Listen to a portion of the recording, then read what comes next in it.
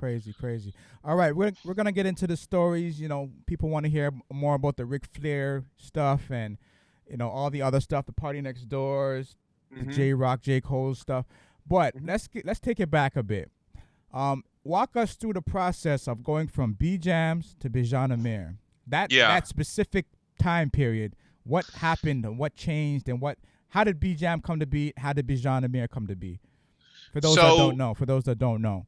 so what started when I started making beats, when I started becoming a producer, um, it was really a situation of me wanting to be. Um, it was kind of like a realization of who I was as a person almost. I started making beats when I was, I want to say 12 years old, I think. It was like maybe I was 11 or 12 years old. And it was when I kind of literally first discovered like rap music. And I'd never listened to music before that. I wasn't really like a big music person. My parents didn't listen to music. Like there was really almost no music in my life before that. Casually, whatever. Like I didn't listen. Anyway, so I kind of discovered rap music through. I used to play football pretty competitively back at that age, and a few years after that. And so you meet all kinds of people, playing football and being on a team where you have people come from all parts of, the GTA, and, they have their life stories and they listen to things to get them through those, parts of their lives. I didn't really grow up around that. I didn't grow up around a lot of people in general. My school, elementary school was very small.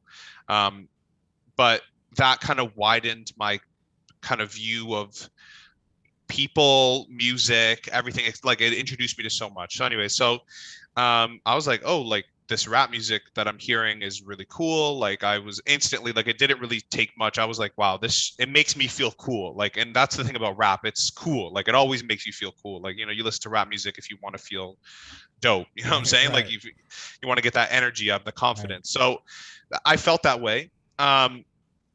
And there was something about the beats that I was listening to was Lil Wayne's Project Carter 3. And Mm. the way my mind has always worked was always been like super mathematical. And when I heard some of these beats, I kind of started plotting them kind of in my head. I'm like, yo, that's so cool how that fits in here, how this, hits at this certain part, and like how this works together with these things. It's like, it was kind of like an equation that was like I was working out in my head. So I was like, okay, I want to try doing this shit. So I literally just downloaded FL Studio like 10, however, like 12, 13 years ago now. Right. And I just was like, I didn't watch any YouTube tutorials. Like I didn't know a thing about music. I was just me. I just messed around with it. I just like, it was one of those things where I would be like, yeah, this is cool. Like I'm gonna mess around with this software and see what happens. And I really loved the feeling of like, of course, the beats were horrible, like they were terrible, but I love the feeling of like, yo, I made this, like I did this, like I made that happen. I turned nothing into something with a few sounds. Um, and so it was one of those things that I really just stuck with, and I really just did every single day. Um, and so I didn't really have like a name or anything. Like I was just, it was just like a super hobby. And then there was a guy at my school in high school that thought my actual name, like my actual name is Bijan, like whatever. He thought it was B Jams. Like he actually thought Okay. that was my name. Okay. And my brother he's so smart. He knows market. Like he's a smart guy. Um, he was like, B Jams, like you should make that your producer name, like B dash and then music jams, like whatever. And I was like, yeah, Mm. 12 years, 13 years old. I was like, fuck yeah, that's the coolest thing ever. Right. Um, so that's how that came about. And that was kind of just the name I rocked with, whatever. And then I think after the Battle of the Beat Makers, 2014, the year that I was in it, when was like that was like a huge turning point in like how I viewed myself as a producer and just in general how I viewed myself um as a person, I guess. Like I had met so many people and I was like, oh shit, like this is actually like a whole community. Like this is like a whole thing going on that I'm I guess a part of that I Right. didn't really know that I was a part of. Um and so I I was talking to Jordon Manswell. That's what it was. So Jordon Manswell, who won that year, I connected with him there because we were opponents, and we ended up finding out. I ended up finding out that we both went to U of T, and he went to the Mississauga campus, and I lived like 2 minutes up the block, and I actually had a class there, so I would see him from time to time at the Mississauga campus, and he'd been doing it for a lot longer than me and more experience, like the whole thing. So he was like, bro, like, and he goes by his real name. Jordon Manswell is his real name.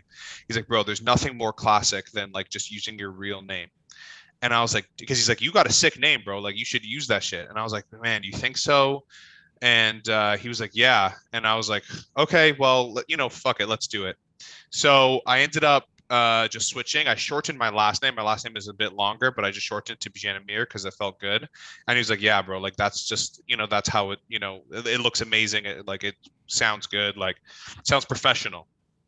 And I was like, you know what, Jordon, you're absolutely right. So I just kind of rocked off that ever since then, and that's just been what it is. And sometimes it's funny to me because I'm like, I could have chosen a real cool name, like something, like Metro Boomin, like it sounds sick, you know what I'm saying? But I'm like, I'm happy with my name, and like I think it's cool, and it's definitely unique, and everyone I talk to, they're like, yo, it's a sick name. So it's just my self-consciousness being like, my name. Got you. Now, but yeah. Speaking of Metro Boomin, what does Metro Brown mean to you? Metro Brown?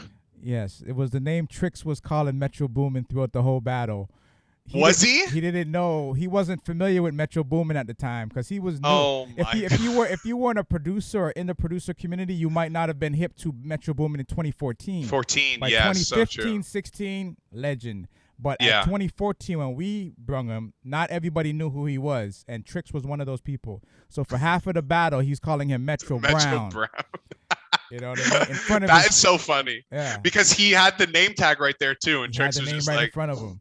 But he wasn't Trixx was like, fuck it. All the Hennessy, he wasn't seeing the name right in front of him. So he was like Metro Brown, Metro Brown. Then finally, somewhere in the middle of it, it dawned on him that it's Metro Boomin. So he tried to like play it off and just kind of slip the Boomin in there. But it's like, bro, this is on.